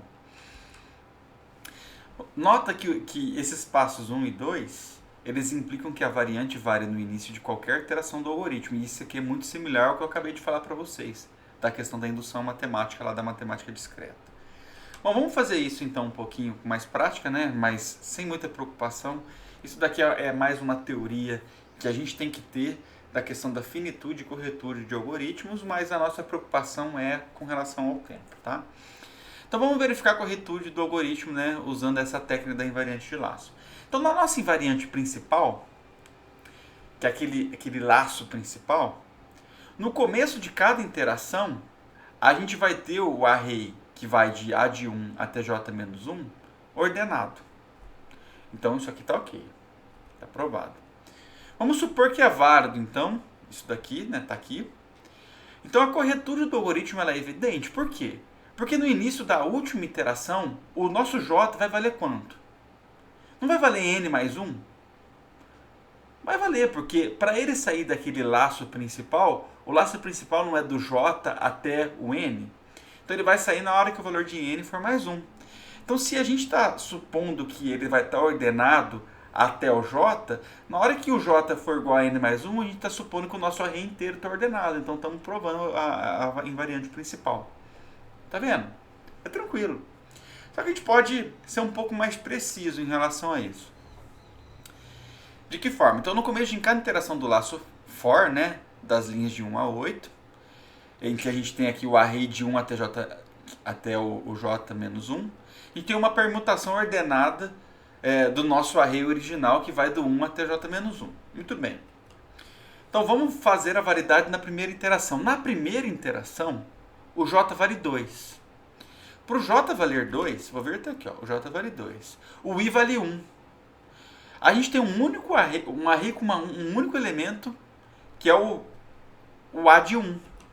E o A de 1, então o nosso elemento, o nosso array, que é A de 1 até 1, ele já está ordenado, porque um único elemento já é considerado ordenado. Então provei para o caso base. Vamos provar a variedade para uma interação seguinte. Então o algoritmo ele sempre empurra os elementos maiores que a chave para os seus lugares corretos e coloca em espaço vazio. Isso aqui é a lógica nossa, não é? Então, quanto à corretude do algoritmo, na última interação a gente vai ter um J igual a N mais 1. E logo o A de I até N vai estar ordenado com os elementos originais do array. Portanto, o nosso algoritmo está correto, porque ele sempre foi empurrando os seus valores maiores para suas posições. Então a gente acabou de provar a corretude do nosso algoritmo. Agora vem o que pega, agora é o bicho para capar. Agora a gente vai ter que entender um pouco melhor aquela questão da análise do T de N. E aqui eu vou ser detalhista nessa análise, então essa aqui é a parte mais importante da aula. Tá? Vou até beber mais uma aguinha aqui do Gustavo Lima. Vamos lá, ó. Eu não sei ainda quantas vezes cada uma das linhas são executadas. Daqui a pouco a gente vai analisar quantas vezes, tá? Mas a gente sabe que cada linha tem um custo. E eu sei que esse custo a gente vai desconsiderar. A gente até desconsiderou lá no caso que a gente estava analisando os algoritmos de encontrar os mínimos e máximos valores. E a gente tem que desconsiderar, porque a gente provou lá atrás porque que isso daqui do custo é muito dependente do modelo computacional. Mas com base na entrada, que é importante a nossa análise. Mas aqui eu vou ser detalhista para a gente ser preciso quanto à análise. É a nossa primeira análise detalhista. A gente precisa de ter isso, né? Então, vamos colocar um custo de C1, C2 até o C8 para cada uma das linhas. E essa linha de comentário não tem custo nenhum, né? Muito bem. Então, a constante CK representa o custo em tempo de cada execução para cada uma das linhas K.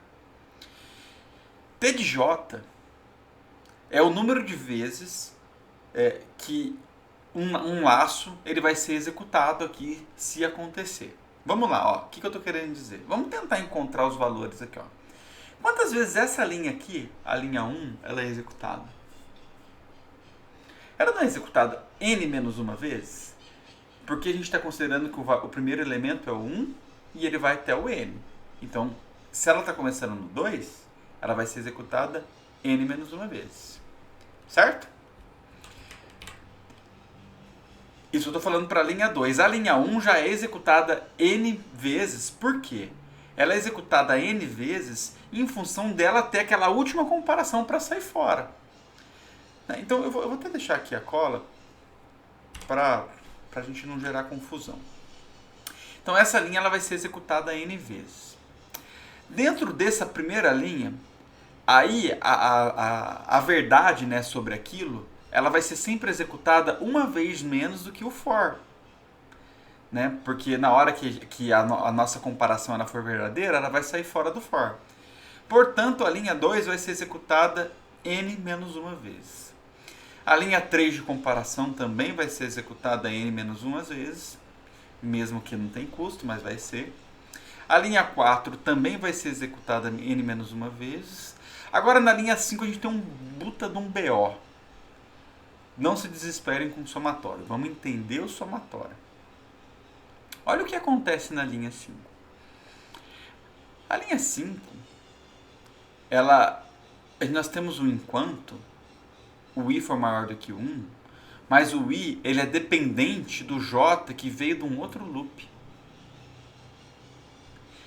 E, por exemplo, se a gente tiver um caso ótimo em que essa linha,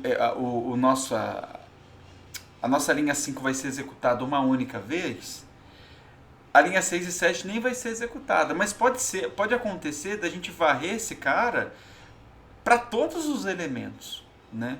Para um j igual a n, por exemplo, em que esse elemento aqui, né, essa linha aqui, ela vai ser executada, na verdade, n menos uma vez no total.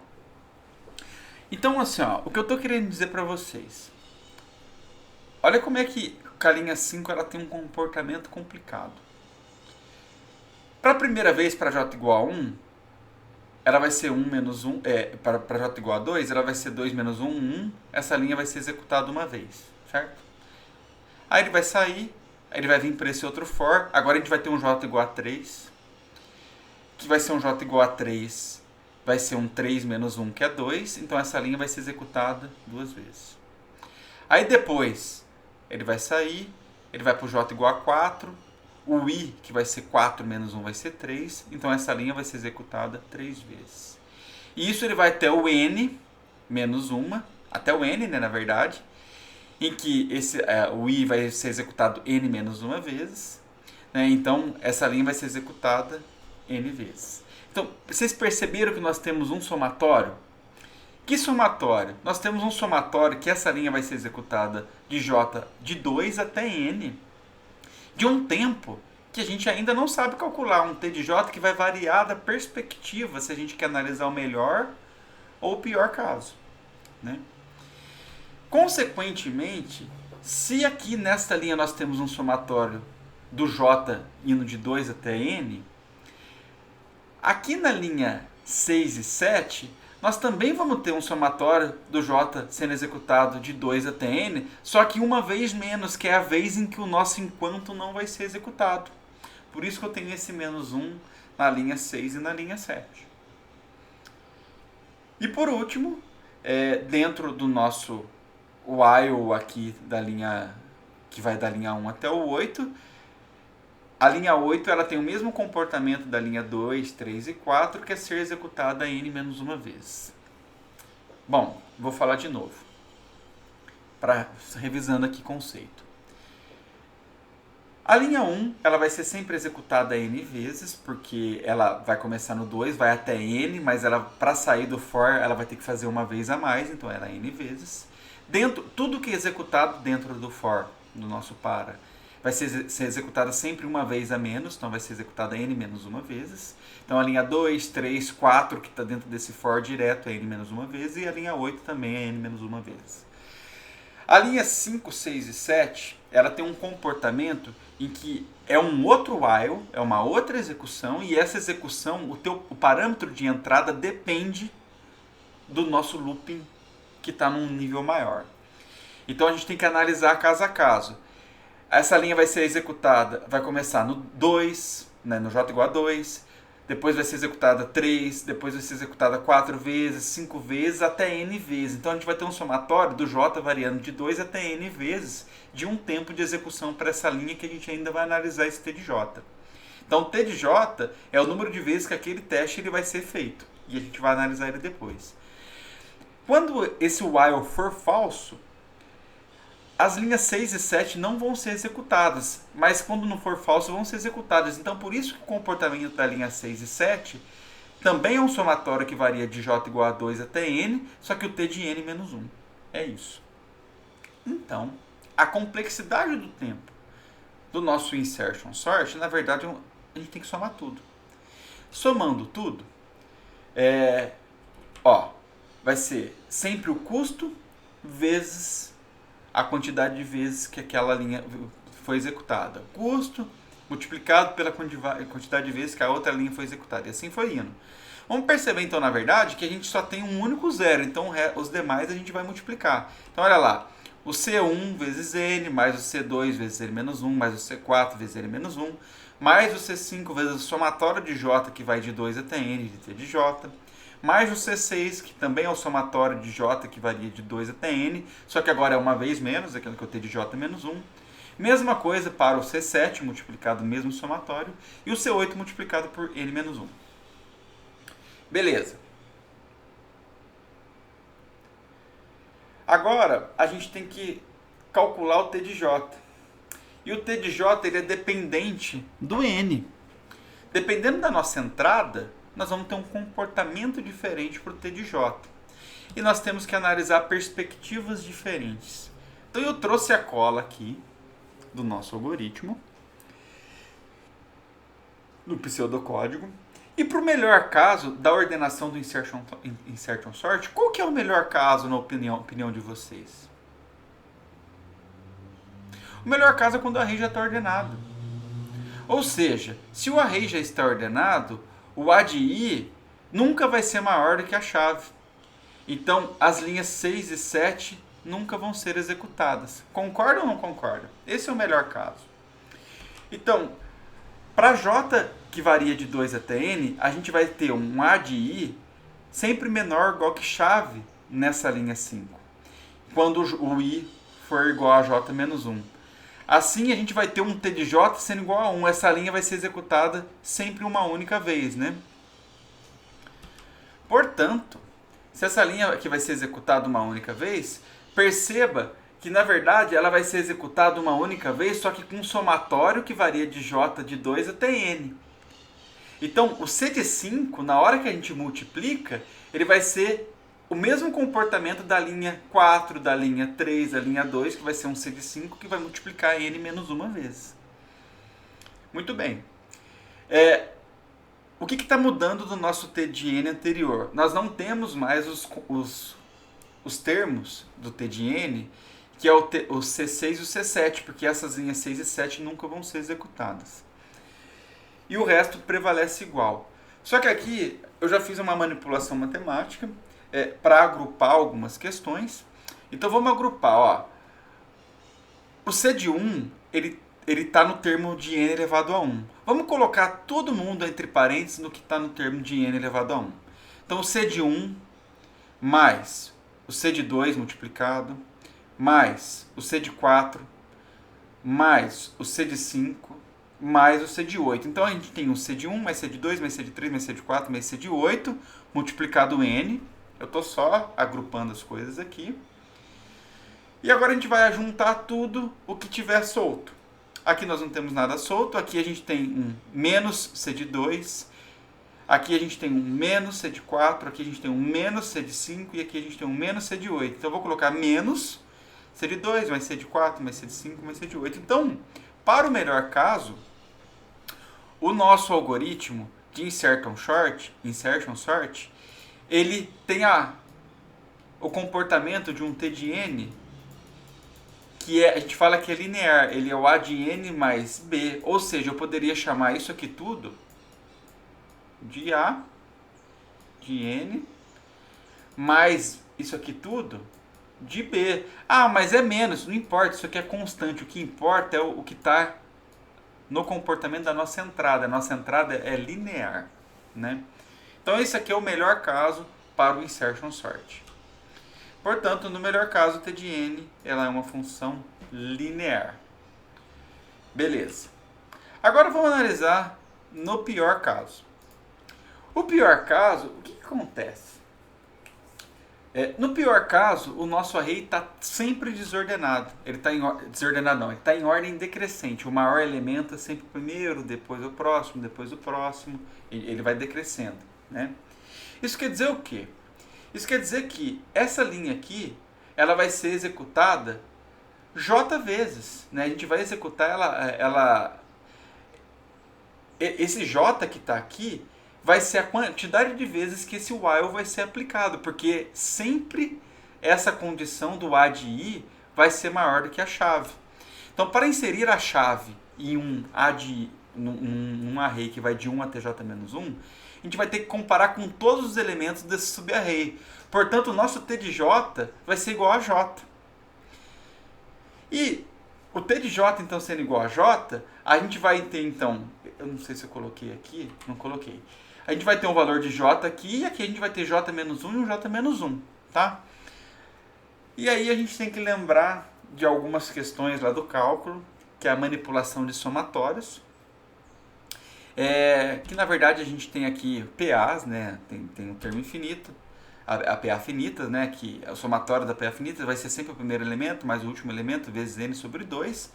Mas a gente pode ter variações aqui, que é o somatório do j, que vai de 2 até n, de uma constante j, vai ser sempre n, que multiplica n mais 1 sobre 2 menos 1. E fazendo a manipulação matemática, se a gente subtrair 1 aqui desse j, a gente tem a resolução disso como sendo n que multiplica n menos 1 sobre 2. Né? Isso daqui vocês já aplicaram, aprenderam e provaram. Né? Eu nem sei provar isso. Na verdade, se eu trabalhar, a gente chega, mas não é o objetivo desta disciplina. Nosso objetivo é consumir o resultado desses somatórios que são conhecidos. Né? Então a gente está falando aqui de termos de uma PA finita. O que é importante então para nós? É importante para nós que, como a gente está analisando o pior caso, o nosso array está em ordem decrescente, então a linha 5 vai ser executada um somatório de j vezes, e as linhas de baixo vão ser executadas um somatório de j menos uma vezes. Isso então quer dizer que a gente pode atualizar esses elementos aqui, ó, assim, ó. Nós temos novos somatórios. E se a gente tem esses novos somatórios, nós temos então as fórmulas prontas para a resolução desses somatórios, a gente pode fazer a manipulação matemática. Então eu vou simplesmente substituir aqui, no C de 5, a substituição de multiplicar o C de 5 por n, que multiplica n mais 1 sobre 2 menos 1. E tanto no C de 6 quanto no C de 7, a gente vai substituir esses somatórios para n, que multiplica n menos 1 sobre 2. Tá aqui.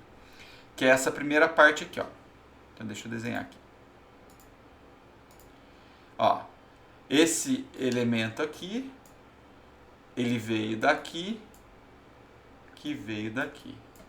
E esses dois vieram daqui, que ambos vieram daqui. Muito bem. Agora, fazendo a manipulação matemática disso, vamos perceber o seguinte, o que está acontecendo aqui. Vamos apagar tudo que está no slide, para não atrapalhar a gente. Olha só, eu sei que eu tenho termos elevado a 1, ó, termos elevado a 1, mas começou a aparecer um n multiplicado a n, então aqui eu vou ter um n quadrado, aqui eu vou ter um n quadrado, aqui eu vou ter também um n quadrado, mas eu vou ter também um n, aqui eu também vou ter um n, vou ter também um n. Então vamos tentar agrupar as coisas aqui em relação à manipulação matemática da nossa função t de n. Então o que está elevado ao quadrado? Aqui nós temos c de 5 sobre 2, c de 5 multiplicado n quadrado sobre 2. Nós temos c de 6 multiplicado n quadrado sobre 2. E nós temos c de 7 multiplicado n quadrado sobre 2. Então aqui a gente tem todos os elementos que estão com o termo 2. O que tem o termo n? Nós temos o c de 1, nós temos o c de 2, nós temos o c de 4, nós temos o c de 5, ó. Nós temos o menos c de 6 sobre 2, nós temos o menos c de 7 sobre 2 e nós temos o c de 8. Está aqui agora os termos que estão com um número elevado a 1, com n elevado a 1. E o que sobrou? Que não tem nada com base na entrada. Aqui a gente tem o c de 2, então menos c de 2. Aqui a gente tem menos c de 4. Aqui nós temos o c de 5, menos c de 5. E aqui nada. E aqui nós temos o menos c de 8. Então, menos multiplicado por todos eles. Então, perceba que no final das contas, agora a gente está falando que para o pior caso, o t de n nosso, ele é quadrático. Olha só. É como se a gente tivesse lá a definição da matemática, né? Aqui como sendo o a, aqui como o a elevado a n quadrado, aqui como sendo b elevado a n quadrado, mais uma constante qualquer c. Então, no pior caso, o t de n era uma função quadrática. Legal, né? Então, assim, percebam que quando agora a gente aumentou a complexidade, na prática, em muitos casos, a gente não vai ficar manipulando os nossos custos, porque isso vai ser relevante, é como se fosse 1 para a gente. Porque o que importa para nós, basicamente, se a gente fosse escrever isso, eu simplesmente deveria escrever que o t de n ele é da ordem quadrática. Porque não importa para nós o n e a constante, isso não influencia na nossa análise assintótica. Como assim, Breno? Se o n for grandão, como que é a diferença da curva na taxa de crescimento do n quadrado em relação ao n? Né? Então a gente vai perceber que não impacta. Né? Mas antes de perceber isso, então, eu vou trazer já a implementação na linguagem C para vocês. Na verdade, são duas implementações. Aqui, então, eu tenho o insertion sort. Peraí, deixa eu colocar aqui o ponteirinho. A gente tem, então, o insertion sort. Ele é um método void, ele não retorna nada. Eu passo na sua array que eu quero ordenar.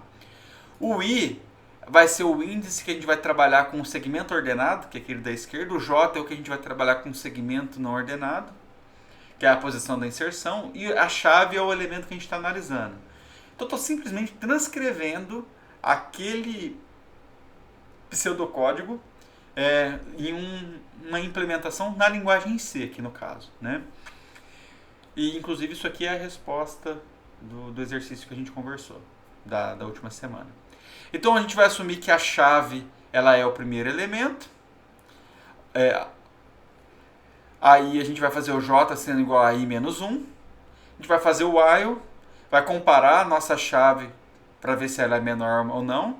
Enquanto o j for maior do que 0, a gente vai fazendo as trocas, deslocando, e no final a gente vai inserir no lugar vazio. Esse algoritmo ele é importantíssimo. Insertion sort é um algoritmo que a gente tem que saber como funciona. Se você sabe a lógica, a gente constrói a implementação. Tem uma outra alternativa de construção. Eu gosto muito dessa segunda alternativa também. Ela é um pouco mais limpa. A gente usa menos variáveis de memória. Também A gente tem o I aqui como sendo o índice que vai trabalhar com segmento ordenado e o J como sendo o elemento que vai trabalhar, o índice que vai trabalhar com segmento não ordenado. Perceba então que eu tenho um for, esse daqui é diferente daquele pseudocódigo, é uma alternativa, é um outro estudo. O meu for ele vai começar no 1, ele vai até o tamanho do array, incrementando de 1 em 1. E o J sempre vai começar no meu I e vai ser a 0. Então é como se o meu for fosse para a direita, incrementando até a gente ter o último. E o J, ele vai sempre começar na posição que eu estou indo até o 0. Então a gente vai sempre comparar nesse for de fora o segmento ordenado e no for de dentro o segmento não ordenado. E a gente vai comparar sempre os valores de vet do nosso array, que é a posição que está no J com a posição que está no J menos 1. Se a posição que está no J for menor do que a posição que está no J menos 1, a gente guarda o valor da posição do J menos 1 numa variável auxiliar. A gente coloca em J menos 1 o valor que a gente, o novo valor que é o vet de J, e a gente coloca o vet de J como variável auxiliar. Pronto, ele também vai funcionar. Testem isso, implementem os dois para vocês verem que funciona. Também um outro algoritmo importante. Então, dito isso, a gente encerra as nossas discussões sobre o Insertion Sort. E encerrando então a nossa aula, quanto à comparação de algoritmos. Né? Então, a gente pode comparar algoritmos utilizando funções de complexidade, tanto de espaço e de tempo. E a gente negligencia as constantes. Então, dessa forma, um algoritmo que é n quadrado é pior do que um algoritmo que é n. Esse aqui, O, vai ficar claro para a gente daqui a pouco o que significa esse O. Que lá é o Big O, que é a notação assintótica. Mas imagina que eu estou falando que um t de n ao quadrado ele é pior do que um t de n. Ambos para o mesmo problema. Contudo, as constantes de proporcionalidade podem revelar fatos escondidos. Como assim? Vamos supor que a gente tem dois algoritmos, um que é 10 vezes n, a unidade de entrada, e o outro que é 2 elevado a n ao quadrado.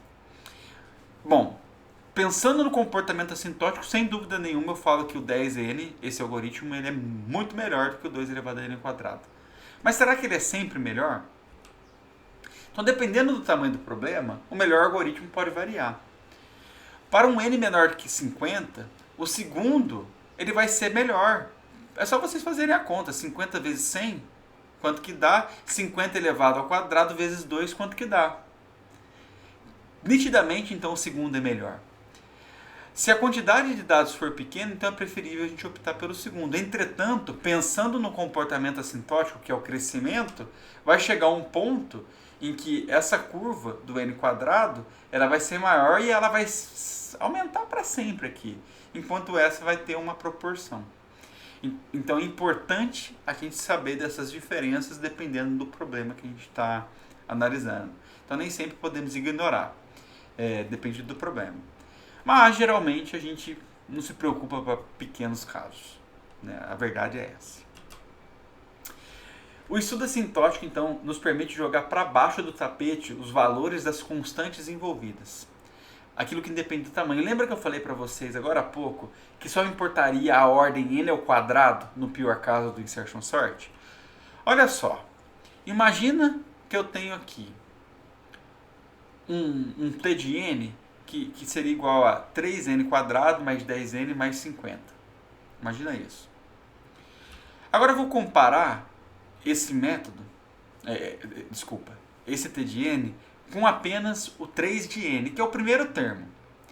Considerando uma entrada de 64 e aplicando aqui, esse valor vai dar 12.978. Esse valor vai dar 12.288. Tem uma diferença em percentual grande, que é de 5%.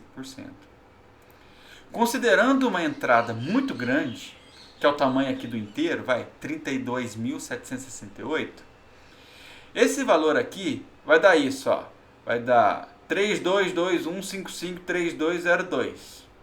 Esse valor vai dar 3221, aqui começou a mudar, 225472. Só que na hora que a gente faz uma análise de proporção do tamanho, isso aqui vai dar uma diferença em percentual de 0,01. Então perceba, isso tudo que a gente fez nessa aula foi o tipo de análise mais complexo, mais baixo nível, que é expressar exatamente o t de n de um determinado problema. Mas geralmente a gente quer encontrar sempre os termos de maior ordem, porque no comportamento assintótico é eles que importam, olha a diferença percentual que deu. Portanto, o termo 3n², ele é dominante para um n muito grande. Então a gente tem que se concentrar apenas nos termos dominantes. Dito isso, gente, vocês me desculpem pelo tamanho da aula, mas ela é uma aula introdutória, em que eu precisava mostrar diferentes exemplos para calcular o tempo de execução e precisava trazer um problema diferenciado em que a gente tinha dois laços, um influenciando no outro, para a gente ver de que forma que isso se comportaria. Se não ficou claro, estudem de novo essa aula, mas fiquem tranquilos que a gente vai ter muitos exemplos ainda para ir trabalhando, tá? No mais é isso, eu espero que vocês estejam gostando, me deem feedback e qualquer coisa a gente está por aí. Uma ótima semana de estudo para vocês, beijo, valeuzão gente, tchau, tchau.